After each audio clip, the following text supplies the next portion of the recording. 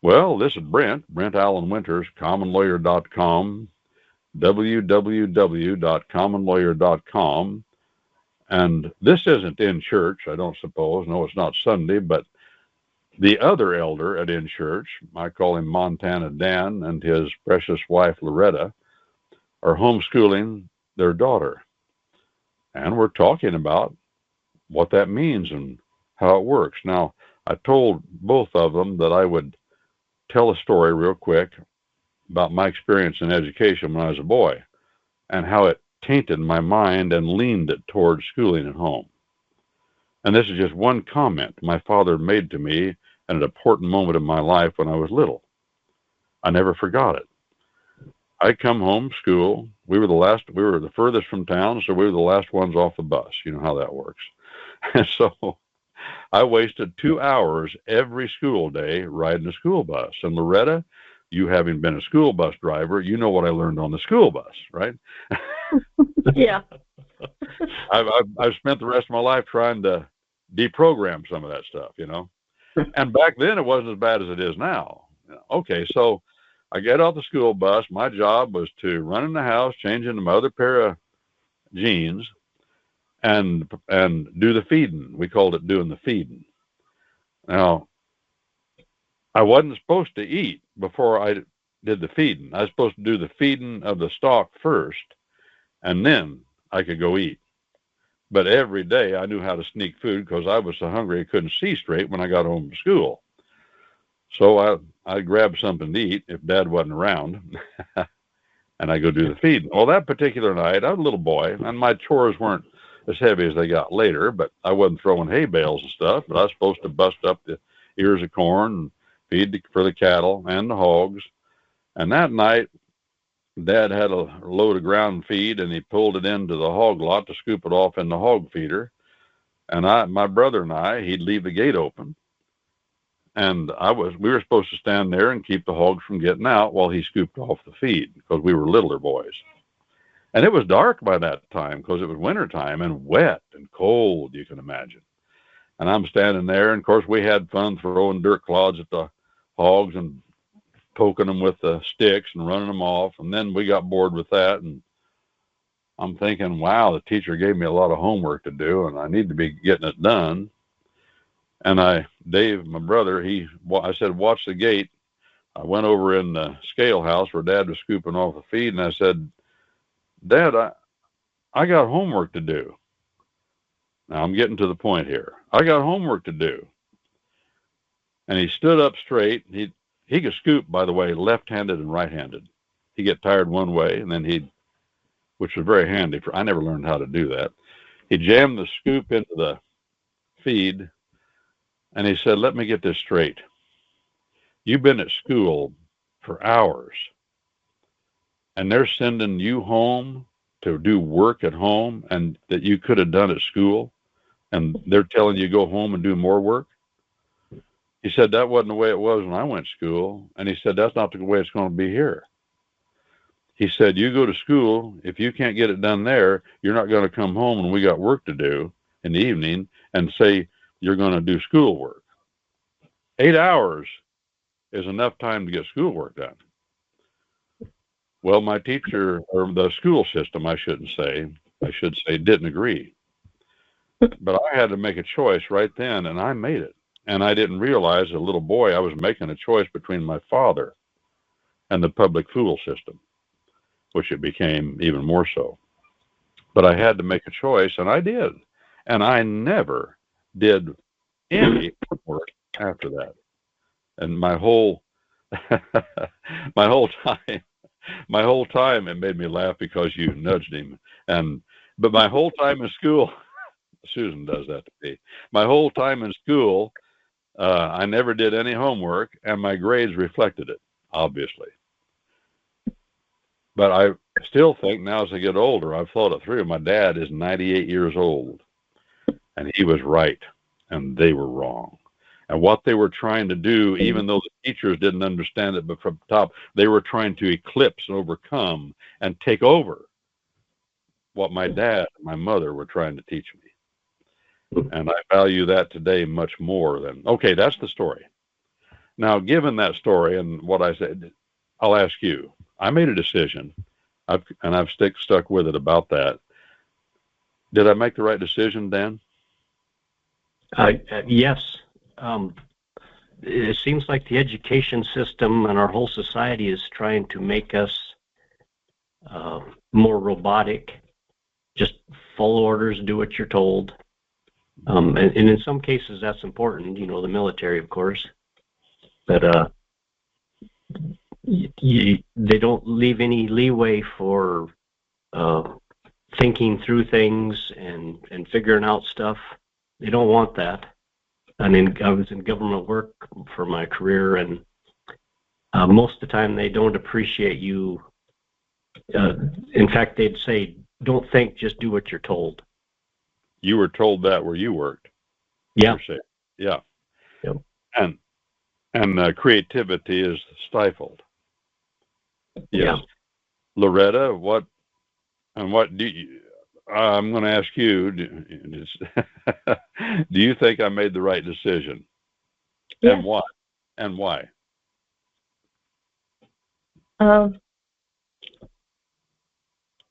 Well, because I do that because I do think too that they give kids work to send home work with kids from school, and I think it should be done at school as well. I believe that. Like when they give her homework sometimes, and I just have her do it right there during her class, and so we have our family time together when we're done with school. So you say they give her homework, you mean the Abeka program you're using at home? Yeah. So is it on the internet, Loretta? Is that the way it is? Yeah, it's either on the internet or you can do DVD program, and we don't have very good internet most of the time, so we do the DVDs. So yeah, and that's the nice thing about homeschooling. You can pick and choose what you want to take from their program or not. How long does it take you every day to have a school day with your daughter? How many hours? 5, maybe 5. So do you start in the morning and then try to go till noon? Is that the idea? Yeah, usually it might be a little afternoon, but we're not. Then the rest of the day is free. Mm-hmm. And Dan, you're around, and if your daughter wants to talk to you about something, you discuss it as something in school, something in the school program, your arithmetic or history or whatever it is. Is that right? Yeah, it goes back to my education. I wished I would have learned. Well, let's just talk about algebra. I had a teacher in high school. I asked the teacher, "What's the point of me learning algebra?" And he couldn't tell me, and I didn't care the rest of the time. Because he couldn't. Yeah, he couldn't communicate that with me. The importance of what I would use it for later in life. And through my work and whatever else, algebra would have come in real handy. And I tell people that I'm going to learn algebra with my daughter now. I haven't done real well at it yet, but now I'll still try. If Susan were here, she would say that too. Now Susan made good grades in school because she just memorized and reproduced, but she learned absolutely nothing.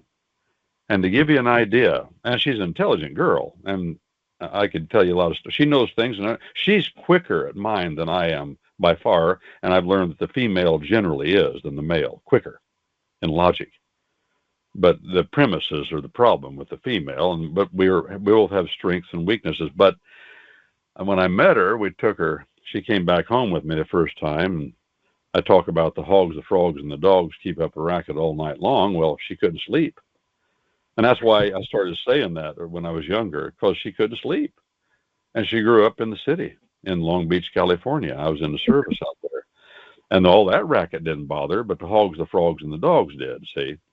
Well, she didn't know, and I don't fault her for this, but she didn't understand, is what I should say, that where the Mississippi River was and where the Wabash Valley was. That wasn't part of her geography wasn't what she was. She made good grades in algebra, Dan, Hmm. but that other stuff she didn't get. So when she said, "I want to homeschool my children," we were young. We were having our first child, and she spent her life enjoying teaching children and enjoying learning. Now, Loretta, the simplicity of it is, we tried everything. We were eclectic, like your daughter Maurice, try this, try that. We were younger, so we were eclectic, as I say. But what she did do, she read out of the Bible every day to our children. Every day. Well, what does she get out of it? A lot more than they did. But they got a lot. She got more. And so when it came to geography and history, her mind just lit up when she was a young woman, and she learned all those things that she had memorized but didn't understand.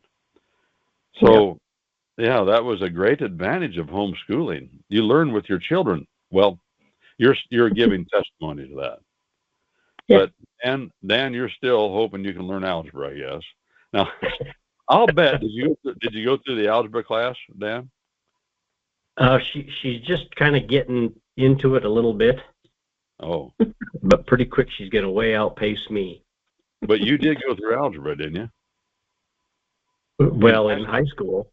Yeah. But very little of it stuck, so. Well, I was the same way, Dan. And I felt stupid. I didn't have good grades, but here's what happened. I say this because I bet it's true with you. You probably know a whole lot more algebra than you understand if you've never put it to use much. And I was that way. I didn't have any confidence. And when I went to munitions school and explosive school, when I was in the service, we had to learn algebra because of electricity and fire trains and all that. And the instructor, I was answering a question here or there or saying something, and he was a Marine Corps gunny sergeant, and he said, I wasn't a Marine, by the way, but it was a Navy school, so it was we had Marine Corps and Navy instructors. And he finally let out a long string of cuss words, and I almost repeated them, but I'm trying not to. He said, "You get up here and teach the class." And he just went back to his office and sat around with his buddies and smoked and joked and coked. And I taught the algebra. And I found out, Dan, I knew a lot more than I thought I did, and everybody was looking to me. Once people look to you for the answers, you realize you might have some. And I had learned it, although my grades didn't reflect it. I just say that for your here's what it comes to with homeschooling. If you teach, you end up learning a lot, and you're giving testimony to that. Okay, about your daughter trying to get you to use a Becca, and you get your daughter started in the morning, and then if she has a question, Loretta, you're doing other things you've got to do around the house. She'll come to you and say, "Mom, I need this," or "Mom, I need that," or "Can you explain this?" Is that the way it works? Yeah. I don't always have the answers. You can call the place or the Becca program, and they can help you if you have issues. Or sometimes I call Dan. Okay. Yeah. So she does really well. Now, So. Is learning fun? Is that the way you look at it? Is she enjoying it?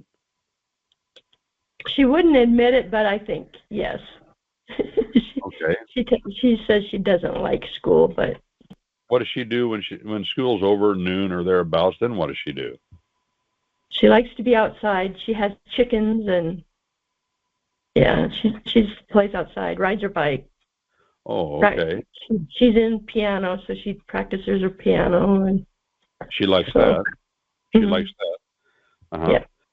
And so it's not overwhelming to you to do it, you're saying? No. And your daughter has 8. Do you ever see her overwhelmed? Sometimes. but that's another nice thing about homeschooling. If you have a day when you are like that, you can just take the day off, so make it up somewhere else down the line. But it's not regimented the same way. No. So if you do need to go someplace, go to your family gathering or something, you can put it off because that's important too. Yeah. And yes. And she's coming along good. You're happy with the way it's going. Yes, very happy. Very happy. We had one boy. We had 8. We had one boy that never read. He wouldn't read anything, and we were young parents. We didn't know what to do. One day, he was 14 years old. I came home. He was sitting on the couch, and he had a big, thick paperback book about this thick, and he was open and he was reading it. And I said something to him. I said, like, what are you reading? And he didn't answer me because I knew he couldn't read. He didn't answer me. And I said, hey, and I called his name. I won't say it on here. He might not want me to. I said, what are you reading? He said, he said, Gone with the Wind. I said, well, how far along are you in it? He said, well, about halfway. You're liking it? Oh, yeah. How did that happen? All of a sudden, bam. So, and I tell people that are homeschooling, don't get discouraged. God, this is the beauty of homeschooling too, Loretta. Not with you so much, you don't have to worry, but your daughter, she doesn't have to say, okay, you're in the first grade, you have to accomplish this, or you can't, you're a dummy. That's what they did when I was in school. You were a dummy, and we'll hold you back. And when they held them back, then they get to thinking they're dummies. They really get to believe in it. I remember all this happening. And those are the fellows that quit school at 16 and joined the Army and went over to Asia or someplace. That's what happened. Yeah, they were told they were stupid, and so they believed it. And you don't have that struggle. Your daughter doesn't have that problem to deal with in homeschool. She wouldn't say that to her children, I don't know. But you're stupid, or we're going to hold you back. But there is an element of discipline. You have to get them to do the work somehow. Is that hard? Our daughter has one son that just does not like school. And I guess I had a little talk with him, and I said, well, this is your job as a Christian young boy, that God wants you to do this, and it's a law in our country that you do school until you graduate from high school. And I said, and so you need to be obedient to God and do it. I don't know how he's taken that, but it seems like he has started working a little better since his little talk. But so Grandma came along and had a little input. I get it.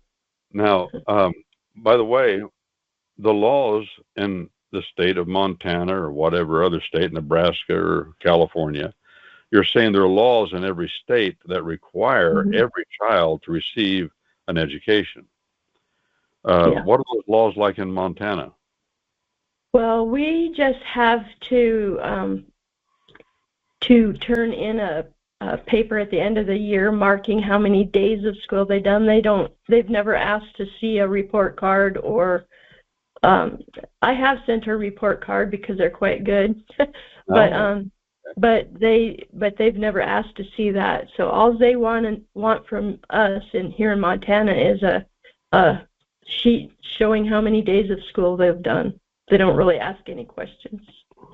Okay, what are the subjects? And that's good to hear. That's changed since we were doing it. We took a chance of going to jail when we did it, and it wasn't against the law. And I knew people that did go to jail, and it was never been against the law of America to do that. Yeah. What about Dan? Dan, what about this thing that folk call socialization? Do people say to your daughter or say to you, well, you've got to get that child around other children and they'll never be socialized? Does that come up once in a while? It does. Oh yeah. There's some people pretty concerned that she'll miss out, and we don't want her learning what other kids her age do and know. we want to pick her friends and to a point. Yeah. She can communicate with adults better than probably most kids her age. Yeah, she can communicate with little tiny kids her age, teenagers, adults, way better than a lot of kids can. And I've noticed that in her. Yeah. Your daughter. You're talking about your daughter. Mm-hmm. Well, now the Bible says this. This is what I tell people for what it's worth. The Bible says that foolishness is bound up in the heart of a child. Well, if you take a bunch of children, if the Bible's right, and I'd take that over anything else. And I know I was a child once, and I know how foolish I was. I'd take a bunch of foolish creatures like children and put them together, and you just magnify the foolishness. Like as my friend said, you take when you got one boy, you got a brain. You got two boys, you got half a brain.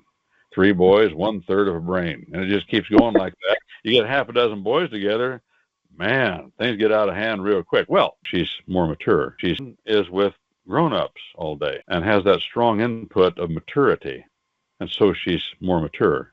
I've watched that in homeschooling families.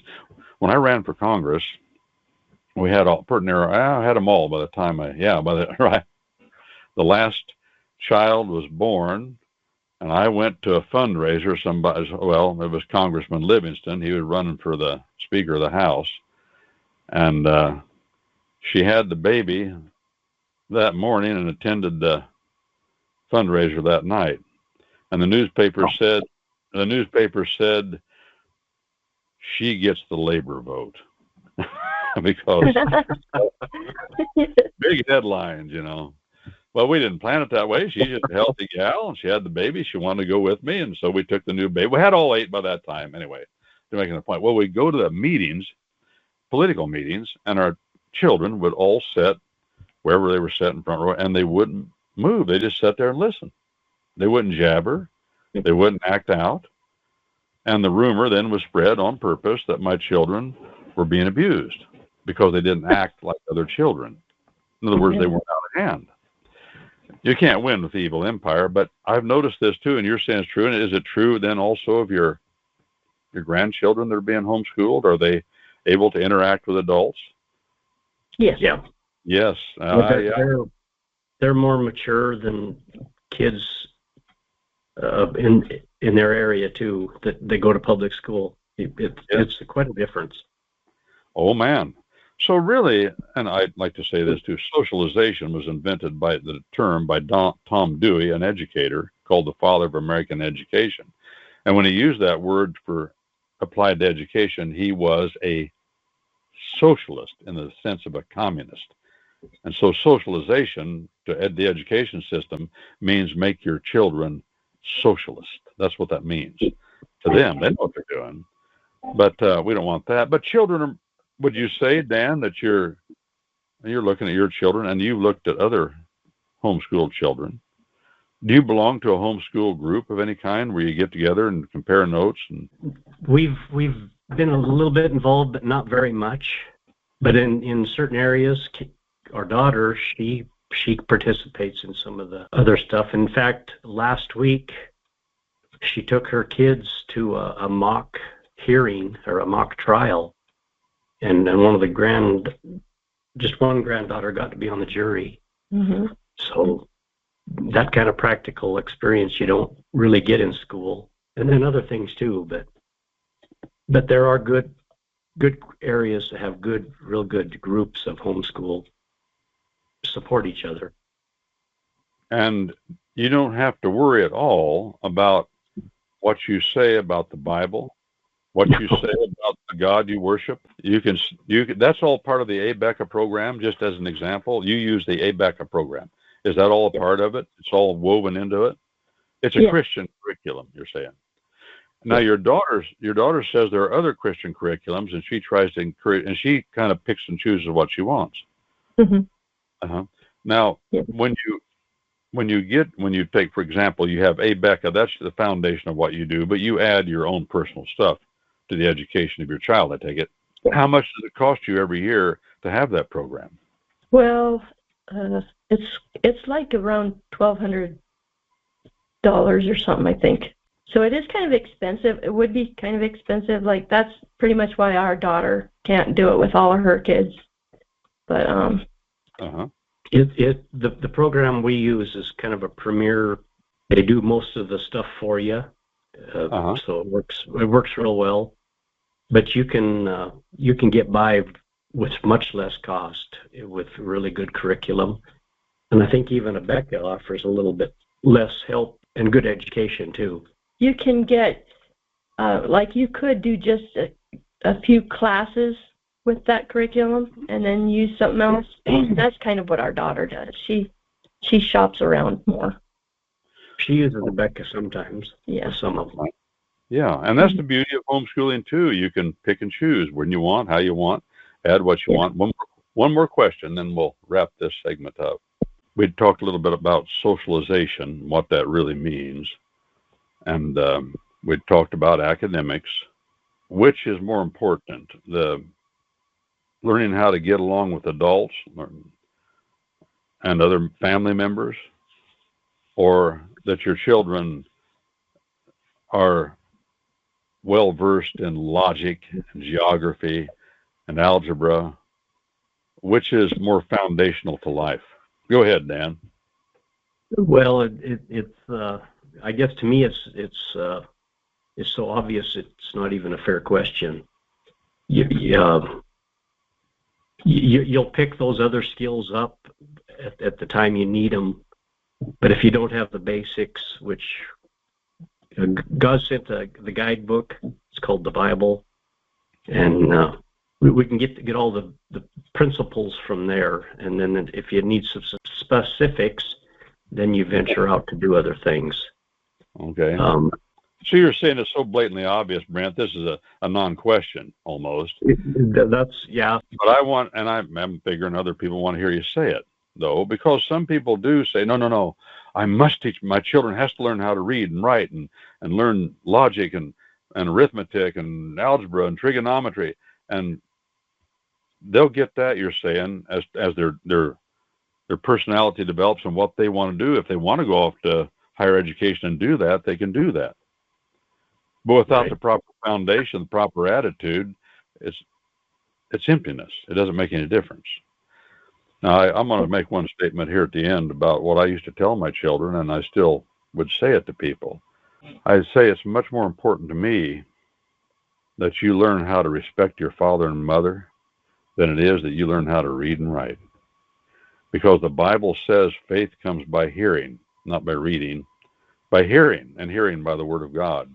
And your eternal destiny is what I think about first, and your relationship with your Maker, and that also is part of your relationship with your mom and dad. And after that, if you have that foundation, all this other stuff, all the learning that you want to learn will be added, and God will add it to you. But Abeka does add that and mixes the Bible in with it.